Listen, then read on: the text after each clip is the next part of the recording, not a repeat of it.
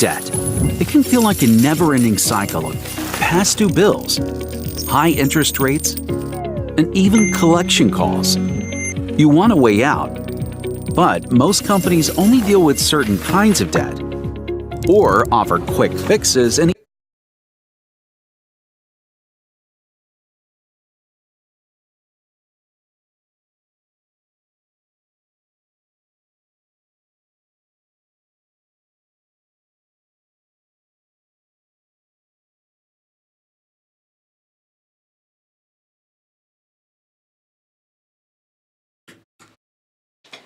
Hi, we're back another evening just to sit and talk with you today about things that you can do to get out of debt with your finances. If you're looking for help with finances, budgeting, anything of that nature, then we've got answers for you.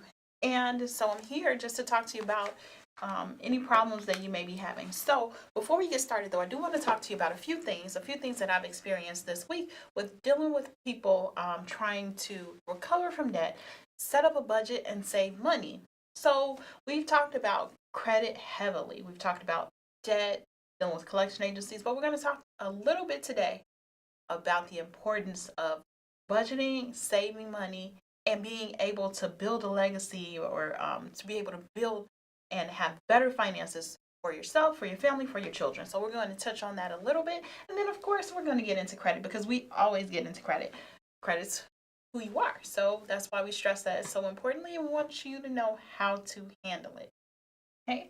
So just a few things when you're looking at saving money or when you're looking at setting up a budget, you need to keep in mind that everyone's budget is completely different. And we all have different needs and wants. And really, that's really what our budget should be based off of, our own unique individual situation, which means your budget's not going to look like mine's, and mine's doesn't really look like yours. But we have to make it work. So the first thing that you want to do when you're thinking about budgeting is know what you bring in. It's very important to know how much you make each and every single month.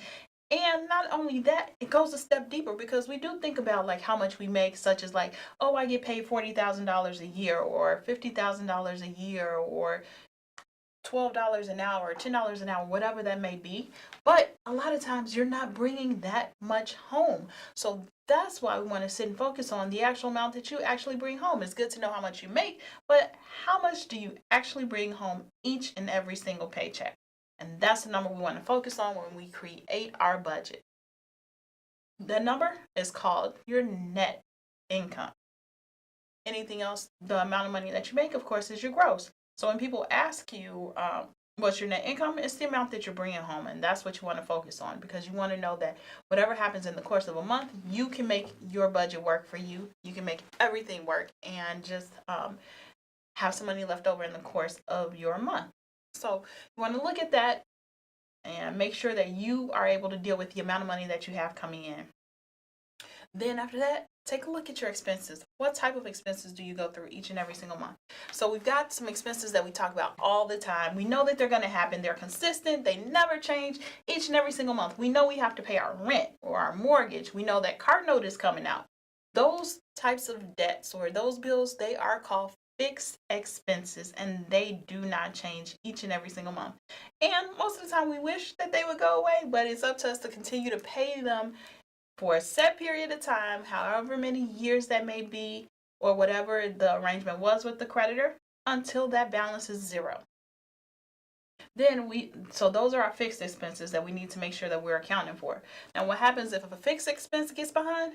It's not good for anyone. And it's harder to get out of that situation. So that's why when you're looking at your bills, you're looking at your net income, you want to make sure that you look at the amount that you have to pay out, and those bills come first. The fixed expenses, mortgage, car note, your rent, those things that we know are not going to change, and that if they get behind, there's really severe penalties. There's like so much can happen if you get behind on your mortgage. They can take your house. You get behind on your rent, you get evicted. So you want to make sure you pay attention to those. If you get behind on your car payment, they could come and repo the car. And then with some of the cars nowadays too, some of the dealers, what they do is they don't even repo it. They'll shut it down. They have a switch in the dealership and they can just shut it down if you ever get behind.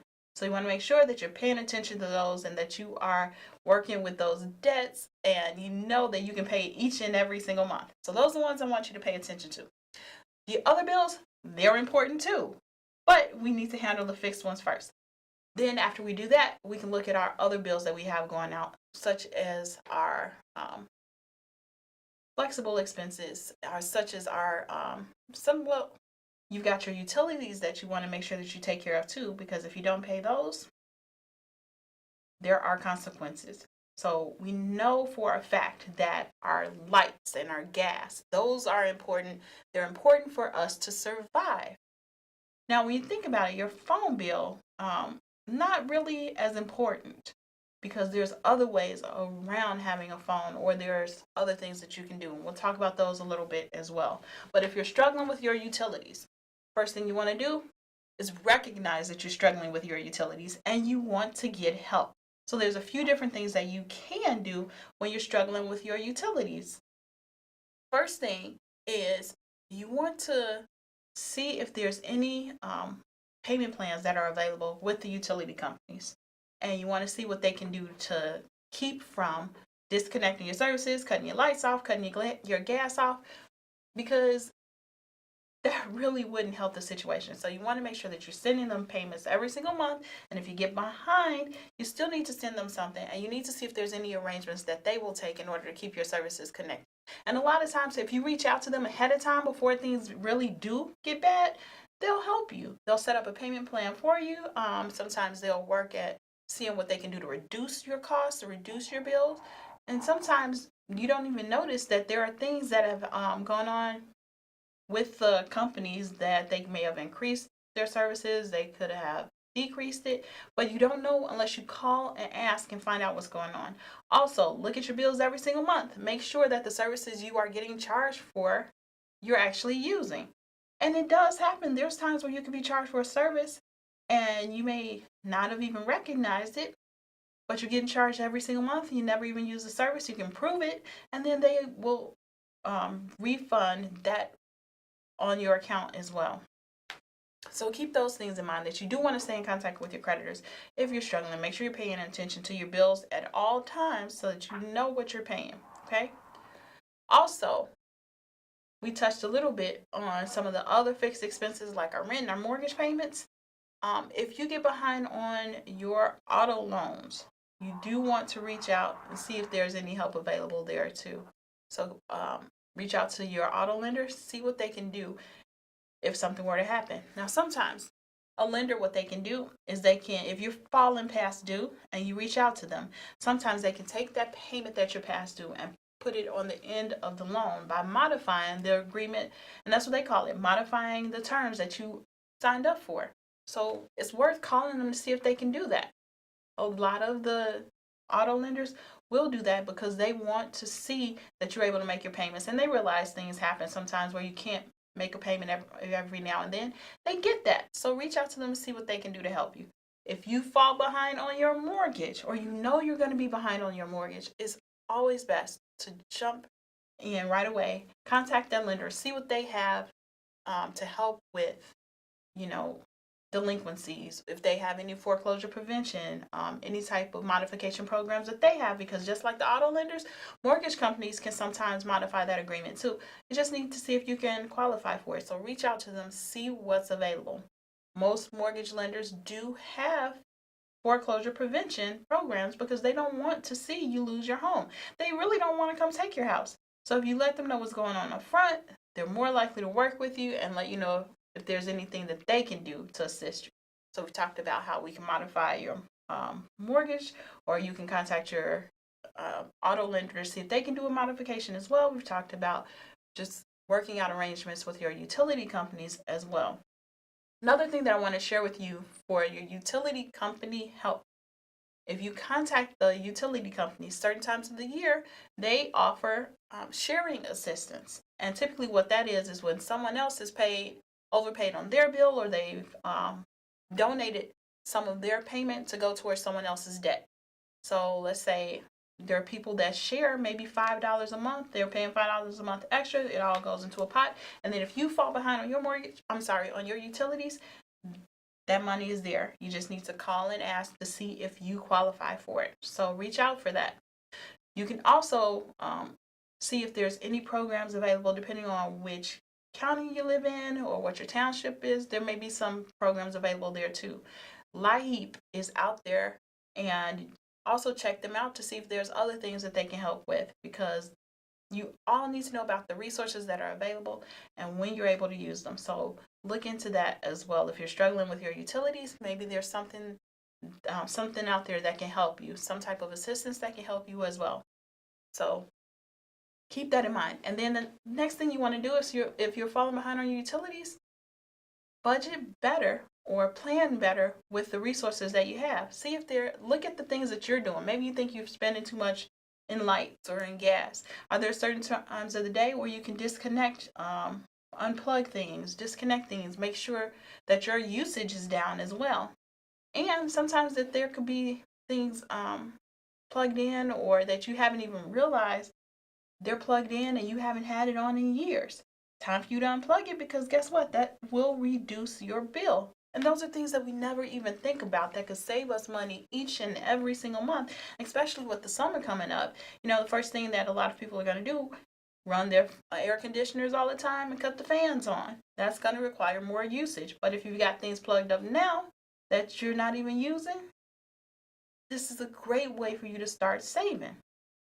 So I want to point out one resource. If you are looking for different ways to cut your spending each and every single month, I do want you to contact Family Credit. The number is 800-994-3328. Now I want you to call them and ask them to send you 100 ways to save big. And that is a really handy guide that you can actually look at and use in different ways to cut your spending, to save money each and every single month. And it does make a difference. The smallest things, they do count. Some of the things that I have heard this week, even when trying to save money, is that, gas prices are up and down all over. And I ran across a few people that said, well, I only put premium gas in my car. And premium gas costs more money, but is it really saving you anything? And when you think about it, the word premium, all of that is marketing. You may see it at one gas station is premium, another is supreme, unlimited plus. There's different terms that they use, but it's really just marketing. And it does exist, but does it really save you anything? And typically what they're trying to sell is a higher octane, but does your car even really need it? That's something that you need to think about too, because there's only a small percentage of cars that will actually use premium gasoline. So really, you could save a whole lot of money just using regular gas. So think about that. Another thing that I've heard was that if you run your air conditioner, while you're in the car, that uses less gas. And that's not true either. So those are some things that you want to think about when saving money, and also looking at everything that you pay out for auto. And a lot of times we think about what we're paying out for auto insurance. That is a lot of money each and every single month as well. That every now and then you do need to reevaluate your auto policy to make sure that you're getting the best deal for your money. And there's a lot of different ways that you can even start by trying to save on your auto insurance too. So we can talk about that for a little bit too, because we're looking at different ways that we can save money each and every single month, right? So why not start with the auto insurance? Of course, we know that the auto payment itself really can't change all that much, but you can save on what you're paying out each and every single month by reducing the cost for your gas and looking at auto insurance. So did you know that if you have your auto insurance policy and your deductible is maybe about $250 to $500, okay? That's your deductible, nice deductible. But if you were to contact that insurance provider and ask them to increase your deductible to maybe $1,000, and that would save you maybe about 20% each and every single month. Think about that. That's a lot that you can be saving just by increasing the deductible. I didn't say you had to change providers. Just call and ask, hey, what does it look like if I increase my deductible? And they'll let you know. and I'm sure that you will be saving. Another way that you can save on auto insurance is possibly looking at the way that you actually pay out for auto insurance. Now, some people pay monthly, each and every single month. They do like payments by phone, which there's an extra charge for. But think about this. If you look at paying semi-annually, so twice a year or even annually, that's an additional 5 to 15% that you could be saving right there too. And think about this. A lot of times you're struggling in the course of the month to make your payments and to be able to pay your bills. And think about it. Sometimes you don't even pay your auto insurance when you should. But there's a time in the year where a lot of us, we have some extra money and, we get our refunds from our tax returns. Think about using that to pay your insurance, an annual policy once a year where you don't even have to worry about making that payment for the next year and you're fully covered. Think about that. That's really going to save you. It's going to relieve some stress off of you because guess what? You paid it that one time. You don't have to worry about trying to come up with that money each and every single month now. So find a way to possibly limit that by budgeting better, looking at your tax refund, seeing, hey, is that something that I can pay once a year versus spreading it out for 12 months and I'm paying extra. Also, if you set it up and you do auto pay or electronic debits, sometimes you can save with that too. But be careful with that because you want to make sure you have the money in your account before you sign up for anything like that. If you know that, each and every single month you're not going to have money on certain days, then I wouldn't do it. But you get paid the same day each and every single month or every 2 weeks or how often you get paid is the same day, then you may want to look into auto pay as an option, not even just for the auto insurance, but it's really, really going to save you each and every single month. Plus, it gives you that security and that you know that your bills are being paid. So you don't even have to worry about it. So again, we're talking about different ways to save on your auto insurance and cutting down the amount that you pay out each and every single month. So we talked about increasing your deductible. We talked about the way that you pay. Now, the next thing I want you to do, this a lot of people don't even think about doing. Each and every single insurance company, they offer different types of discounts for different things. And a lot of times they have a huge list that no one even knows about. Contact your insurance carrier, right? And ask them to send you a list of the discounts that they offer. Now, people give discounts for everything, so you want to make sure you ask for the full list. Don't just ask, hey, what discounts am I available for? Say, no, send me that list that you guys have of discounts so that I can go through it myself and see what I can save on. Of course, they have discounts for different professions. If you are a doctor, if you are work for the government, if you've got kids in college, there's so many different discounts that you can possibly even qualify for. So call them, get that list, go through it, and see how you can save money each and every single month. Guarantee you it will work. Also, if you do have kids in college, think about this. You get a discount if they get good grades. Now, sometimes you do have, or if you're in school yourself, you may have to send them over your report, your transcript or your report card, but it's worth it if it's going to save you money each and every single month. Another thing that you want to think about, if you have college students that are in college, that are going away to college, that live miles and miles away, think about this. They give you a discount for college students that go away because they're not driving the cars every day. They're not driving right now. And they will still be covered when the kids come home for break. That in itself can save you about 20%. So I do want you to contact your insurance company and get that list of discounts to see what it is that you can save money on. Remember that good grades, if you've got college students, those are really good discounts to try and get in place right now. So think about that. Another way for you to save money on auto insurance, I want you to actually look at increasing your credit score. That's really a great way for you to save on your insurance. Now, insurance companies, they look at your credit maybe about every 12 to 18 months. Of course, when it's time for the policy to renew, they're going to pull your credit again. And if, they notice anything different, then your premium will suffer. It will increase. But keep in mind that sometimes things happen in life that we can't control. And that's just normal. Some things happen and life happens. We could have an event where we lose our job, we lose income, and it causes our credit to fall as well. So you always want to think about your credit. If you're looking at different ways for you to save money, you want to make sure that that score is as stellar as it could be for you. Pay attention to the collection notices, any types of collection bills that you get, especially if you know it's around renewal time or renewal is coming up. You want to make sure that you are looking in tip-top shape so that when renewal comes, you'll get the best pricing possible.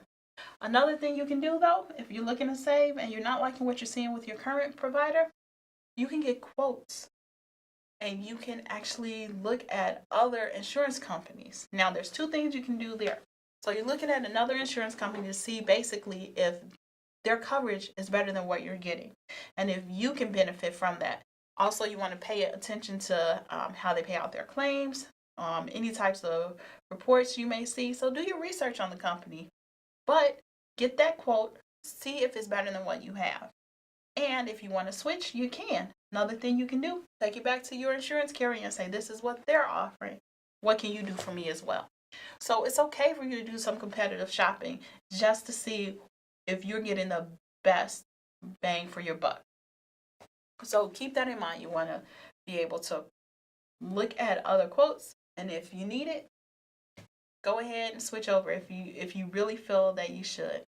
But again, all of that will be determined upon your credit score and what you typically, what your score actually does say about you, what your driving record is as well. Keep that in mind too. If you've got some accidents that have been reported or you've got some tickets, you want to make sure that you're keeping your eye on your report. Again, every 12 to 18 months, they're going to look at your credit report. They're also going to look at your driving record too. And you want to make sure if something does happen right now, keep in mind, keep your record stellar from that point on, because in the future, things will get better. Yeah, your premium may go up right now, but if you work hard, just like with your credit report, it will improve and things will go back to normal. Give it some time. But again, the best thing that you can do, keep an eye on your finances, look at the amounts that you're spending each and every single month, and make sure that your money is working for you, because the goal for you is to have money left over in the course of your month. So we talked about a few different things today. We've talked about ways to look at your spending, making sure that if you have any problems with your fixed expenses, you tackle those first. Look at your mortgage, look at your auto loan payment, look at any types of loan payments that you have that are supposed to go for a period of time, and make sure that you make those payments. Then if you've got problems with your utilities, get in contact with the companies right away. See if you qualify for any types of assistance. See if there's anything that they can do. Next, go to your township. Go to, you can also dial 311. See if there's any assistance available that can help you with any of these things that you're struggling with, because your goal is to make it each and every single month. We want to see you do that. We want to see that you make your money work for you. So next week we will come back and we'll be talking some more about budgeting. We're going to take it a step further, talk about some different ways for you to save money and to make the most out of your money, because right now we're trying to build a legacy. That's what your goal should be. Not just to make it living paycheck to paycheck. There's so many different ways for you to create wealth, for you to be able to stay within your budget, stay within your means, and live a good life based off of what you have and make your money work for you. So that's our goal here. So again, we'll be back next week. If you have any questions until that time, feel free to reach out to a counselor at 800-994-3328. Again, you can reach Family Credit Counselors. They're on standby at 800-994-3328. I do want to throw their website out there as well.